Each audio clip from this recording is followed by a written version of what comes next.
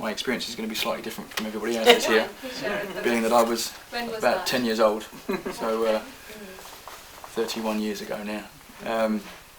And we obviously, there's two sides for it for me. One was obviously seeing the difference in my mum, from the things that potentially she'd been looking, or the routes that she'd been searching through before, which obviously were on the same lines as Bernard, sort of drink and drugs and a few other bits and bobs. But I think that the day that she found Sahaja Yoga, she completely changed, and I think me and my brother both noticed that this was something.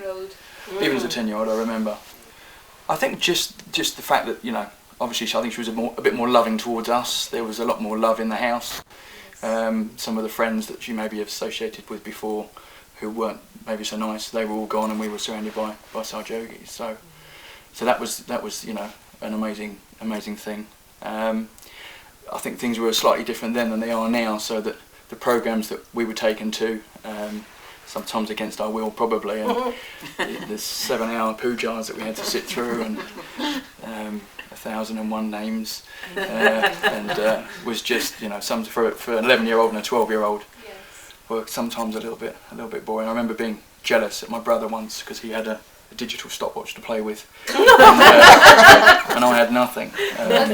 It's weird because I'm trying to remember which was the way. I'm sure obviously we were taken to, I remember Caxton Road as well, Caxton Hall, and I think then we were probably just at the back of the hall trying to stay out of the way.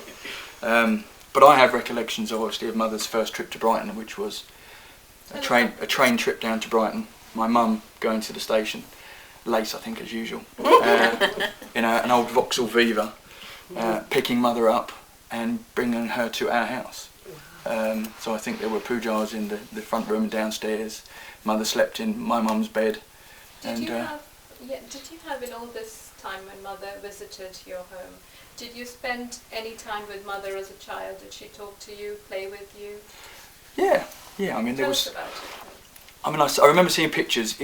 I don't think there was a. I don't have the word the fear. As a 10-year-old, Mother was the centre of attention. That's so. what we want to say. For me, I would just worm my way through the front and stand next to Mother. Mother was getting in the car, I was standing at the door, you know, as it was opened. I also remember one time, I spent a lot of my youth in Brighton, obviously on the amusements.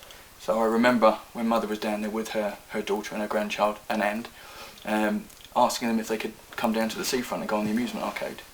And there are some pictures that I've seen of when we're down there, so that everybody went, a big group of us went down to the amusements.